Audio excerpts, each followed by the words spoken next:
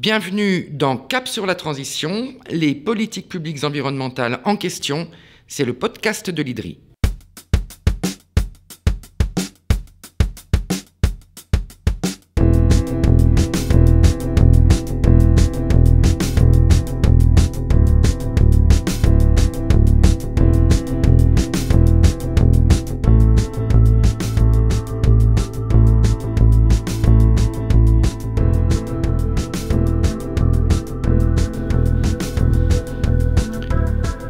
Bonjour, je suis Brigitte Béjean et je dirige la communication de l'IDRI. Bienvenue dans le premier épisode de nos podcasts auxquels nous réfléchissons depuis un moment pour vous montrer que les questions de transition énergétique, transition agroécologique, que les questions de développement sont bien des sujets de politique publique et qu'elles sont souvent complexes.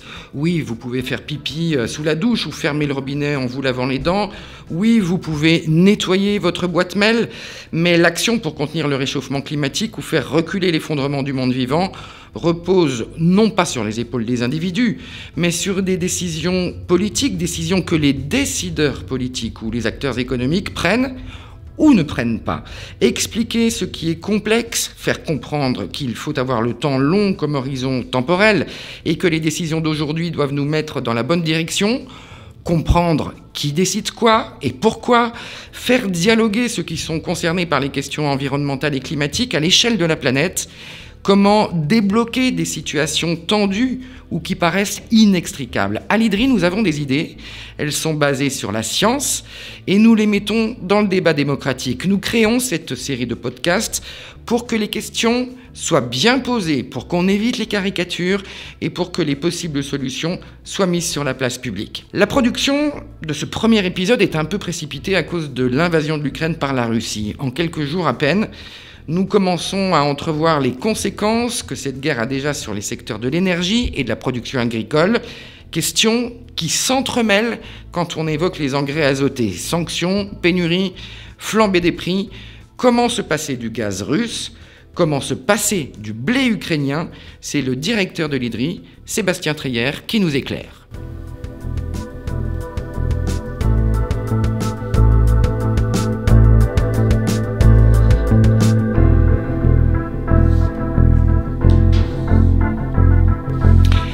Quelques chiffres avant de commencer avec vous, Sébastien Treyer. Le gaz russe représente 40% du gaz consommé dans l'Union européenne. Selon l'Agence internationale de l'énergie, il va falloir se passer d'un tiers de cette ressource. Comment faire sans, à très court terme, à moyen terme, alors que le prix des énergies s'envole déjà ? Or, de l'énergie à l'agriculture, il n'y a qu'un pas, car le gaz est utilisé aussi pour produire les engrais azotés, utilisés pour les cultures de céréales, pour l'alimentation humaine, ou de protéagineux pour nourrir les animaux d'élevage. Le prix des engrais s'envole depuis des mois. Il a été multiplié par 3 depuis janvier 2021. Le blé d'Ukraine et peut-être même de Russie va-t-il faire défaut à cause de la guerre ? Comment nourrir la planète ces prochains mois ? Faut-il produire davantage ? Mais davantage de quoi ? Faut-il cultiver autre chose ? Faut-il privilégier la farine, le pain, donc l'alimentation humaine, ou les cultures destinées aux animaux d'élevage ? On voit donc que ces deux enjeux majeurs se recoupent, se chevauchent, et le débat est déjà vraiment vif. Évidemment, c'est légitime qu'on s'interroge, nous, pays riches, pays d'Europe de l'Ouest, mais aussi pour le reste du monde, sur ces enjeux. C'est normal d'en parler, et on va voir qu'il y a des enjeux de court terme. Est-ce qu'à court terme, on est dans une économie de guerre ? Est-ce qu'on va se suffire de mesures du type chasse au gaspillage, de la sobriété en quelque sorte ? La chasse au gaspillage qu'on avait mise en route dans les années 70 au moment du choc pétrolier. Est-ce qu'il faut aller au-delà ? Il y a déjà des propositions sur la table, par exemple celle de l'Agence internationale de l'énergie. Comment est-ce que vous voyez ce débat ? Moi, je vois ce débat effectivement dans une logique de séparer et d'articuler entre eux les enjeux de court terme et de long terme. À court terme, il y a des questions de crise, des questions d'économie de guerre, où une des questions principales, c'est de se dire comment est-ce qu'on peut réduire notre consommation d'énergie fossile et de gaz en particulier pour rendre possible les sanctions vis-à-vis de la Russie et éviter d'envoyer au gouvernement russe qui fait la guerre en Ukraine des ressources en devises dont on cherche à le couper justement. Ça veut dire des mobilisations mobilisation à la fois individuelle et collective, et notamment dans le rationnement. On est bien dans une économie de rationnement, de mobilisation dans un état de guerre, où on doit par exemple essayer de diminuer notre chauffage chez nous pour réduire fortement la facture de gaz payée par l'Union européenne à la Russie.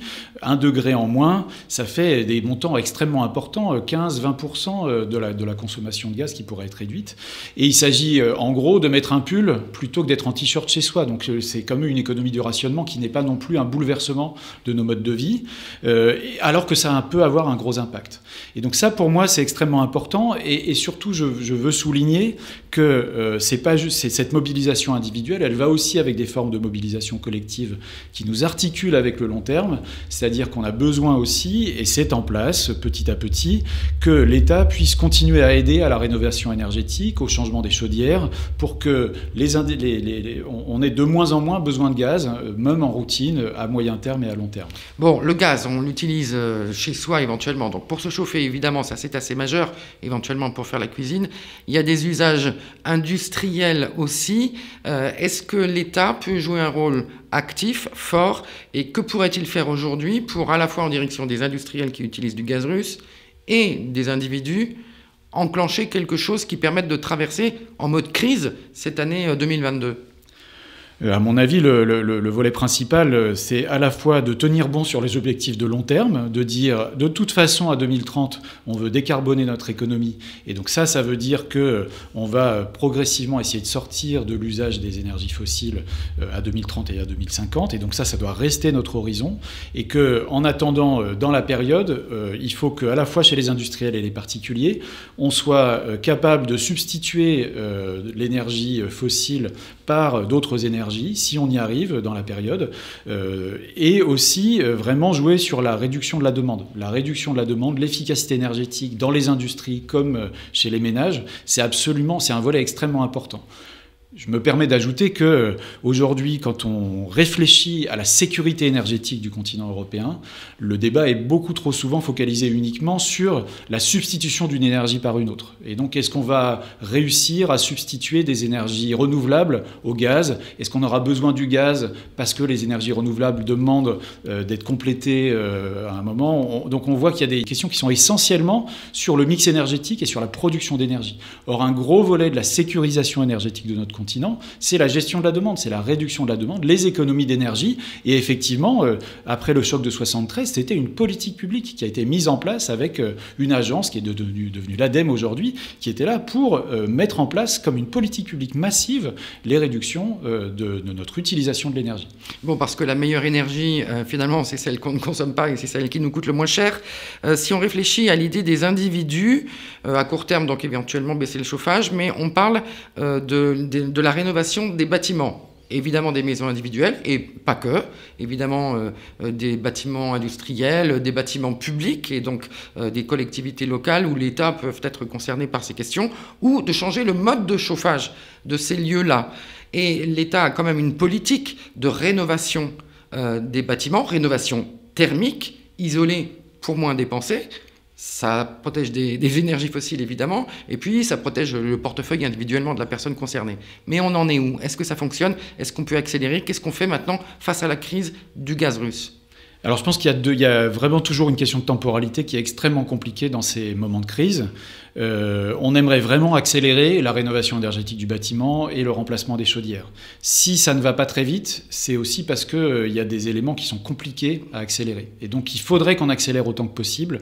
À titre personnel, je pense il y a des choses qu'on ne va pas pouvoir accélérer à la hauteur qu'on voudrait en matière de rénovation énergétique du bâtiment, parce que c'est la construction de filières artisanales, d'artisans qui vont faire les travaux chez les particuliers et qui sont capables aussi de prouver la performance énergétique qui est en place. Ça fait longtemps qu'on essaye d'accélérer, qu'on n'y arrive pas vraiment.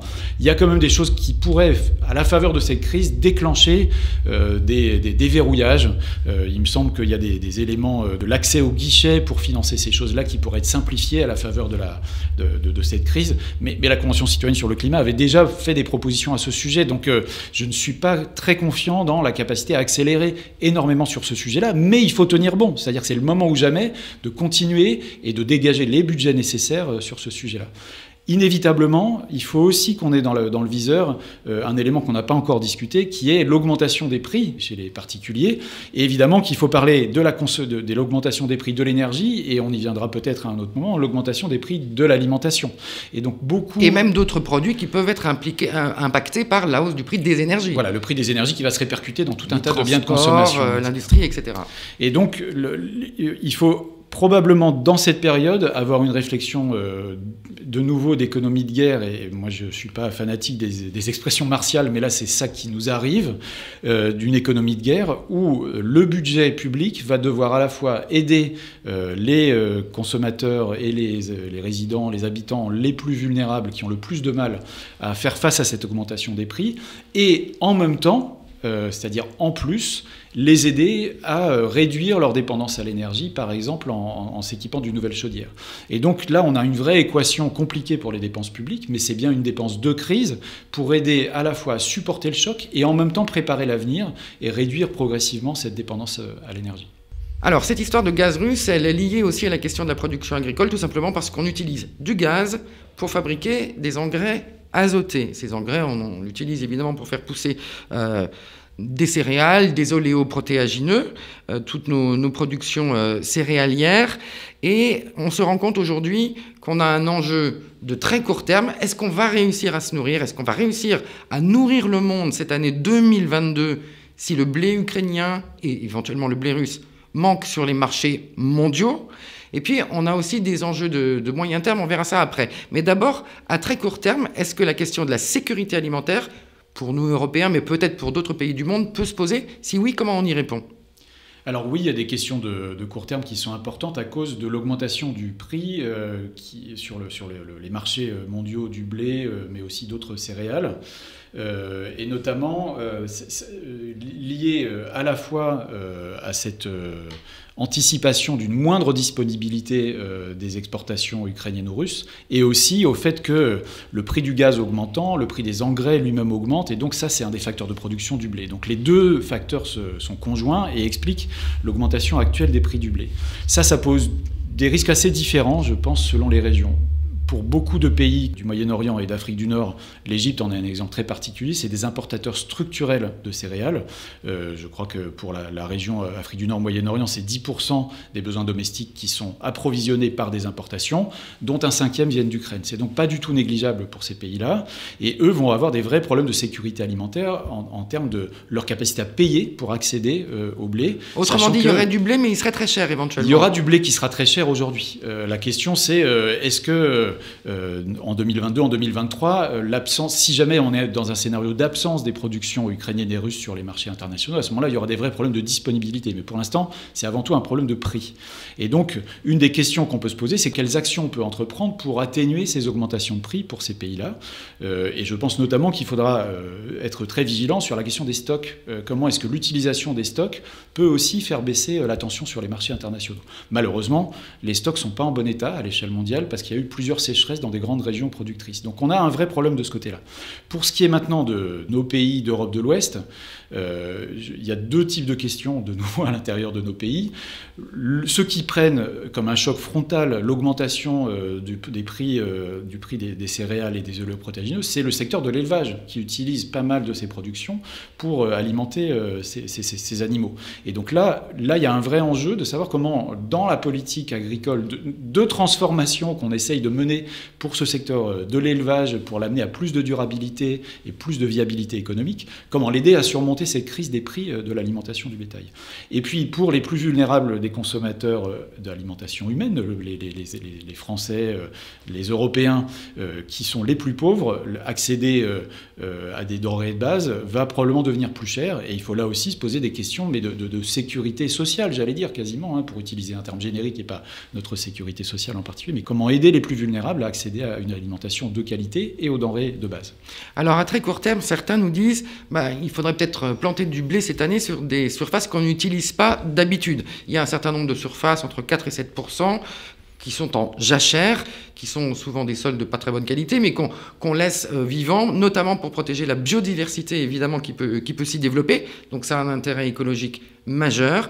Et certains commencent à nous dire, oui, mais cette année, il faudrait peut-être qu'on y plante des céréales. Alors moi, je pense qu'on peut y réfléchir.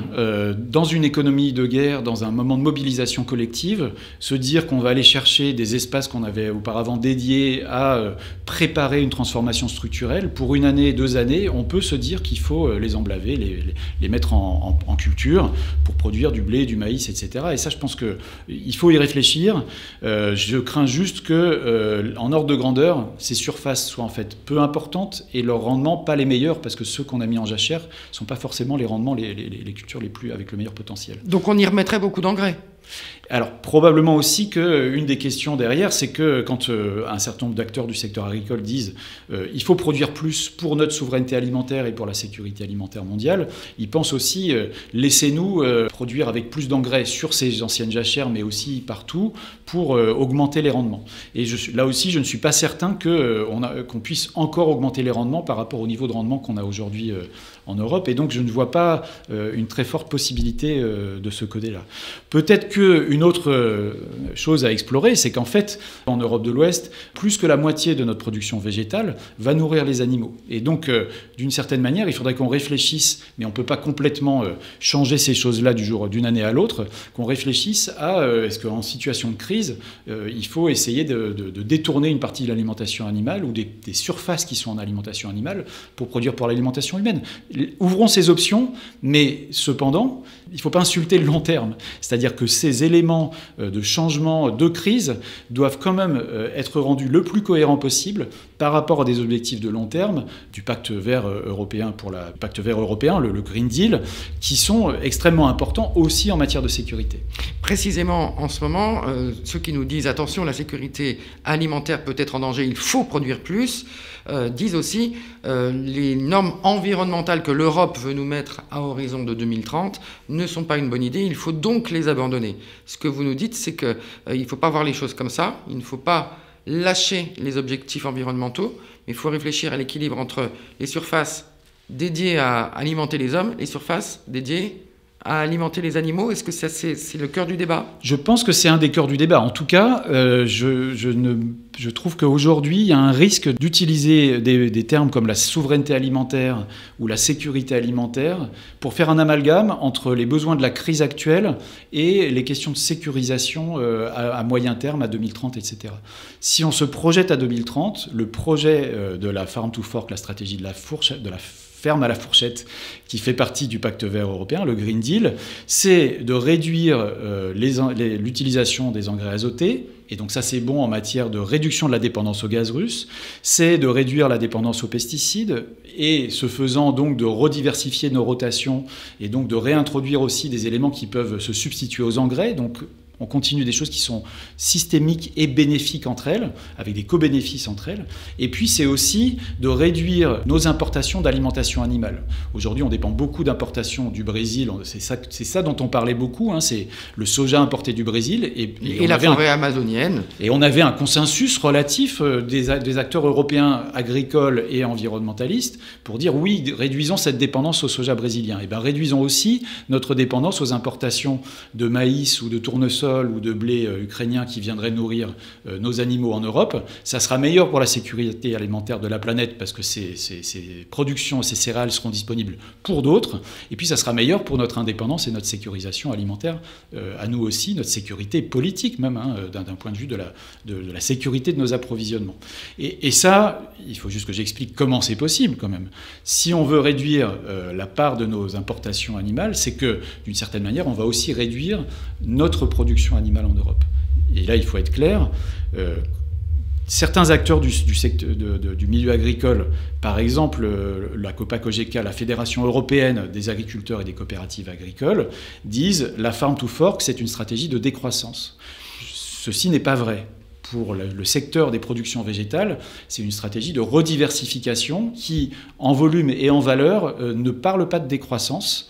Là où il y a quelque chose qui est fondamental à discuter avec les acteurs agricoles à l'échelle européenne, c'est que pour le secteur des productions animales, oui, on est dans une logique de produire probablement moins en volume et plus en valeur. C'est important pour la viabilité économique de ce secteur qui, de toute façon, dans la compétition mondiale, a besoin de chercher plutôt une stratégie par la valeur que par les volumes.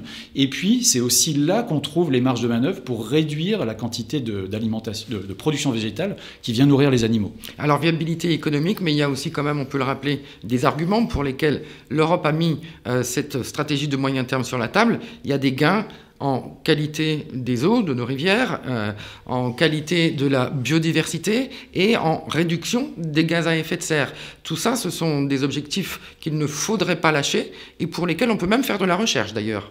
Oui, tout à fait.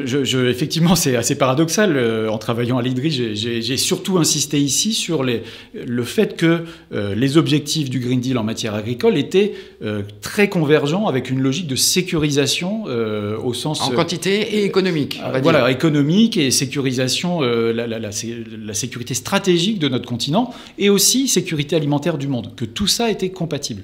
Mais effectivement, une des raisons pour lesquelles on a créé cet objectif de Green Deal, c'est aussi d'être le premier continent à prendre au sérieux la transformation écologique qui est nécessaire aussi si on veut éviter que le climat se dégrade à des niveaux qui soient insupportables pour l'humanité dans son ensemble et que la biodiversité se dégrade à des niveaux qui soient insupportables aussi pour l'humanité dans son ensemble.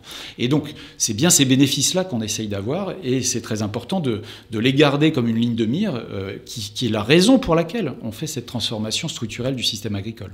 Et je voudrais qu'on ait maintenant un mot de conclusion. Vous nous parlez d'une période de très court terme, 2022 ou 2023, où sur l'énergie, sur l'alimentation, on va peut-être être amené à prendre des mesures de rationnement, de changement d'habitude, parfois brutaux, ou de type économie de guerre, ou de type mesure d'urgence, peut-être du charbon ici, ou du blé là qu'on va remettre sur certaines surfaces. Mais vous pensez que vraiment il ne faut pas perdre de vue les objectifs de moyen terme? Oui, pour moi, il est possible de déroger à certaines des trajectoires qu'on avait envisagées pour transformer le continent jusqu'à 2030, parce que c'est la guerre, et comme vous le disiez, à un moment, s'il faut utiliser du charbon plutôt que d'importer du gaz naturel liquéfié, qui en fait risque d'avoir une empreinte carbone plus importante, faisons les calculs. Et donc, c'est une période de crise. Mais évitons de mettre en place des investissements qui, eux, nous bloqueraient, nous verrouilleraient dans une dépendance à un certain nombre de ces énergies. Et donc, peut-être oui du charbon, mais pas si ça nous verrouille sur du long terme. Et de la même manière, si on peut en profiter pour aider des usagers individuels, des petites entreprises agricoles ou un particulier à accéder à une énergie moins chère ou à une moindre utilisation de l'énergie par une pompe à chaleur plutôt qu'une chaudière à gaz, à ce moment-là, on prépare aussi le futur. Mais la priorité, c'est quand même gérer la crise. Ensuite, évitons les verrouillages et préparons le long terme dès qu'on y arrive. Merci beaucoup, Sébastien Treyer. Si vous voulez réagir à ce podcast, si vous avez des suggestions, si vous avez des critiques, des idées, vous pouvez nous retrouver sur le compte Twitter de l'IDRI, I2DRI, ou sur notre compte LinkedIn. Merci à toute l'équipe com de l'IDRI, à Louis Piussan qui m'a aidé à préparer cet épisode. La musique de notre générique est également faite maison par Pierre Barthélémy.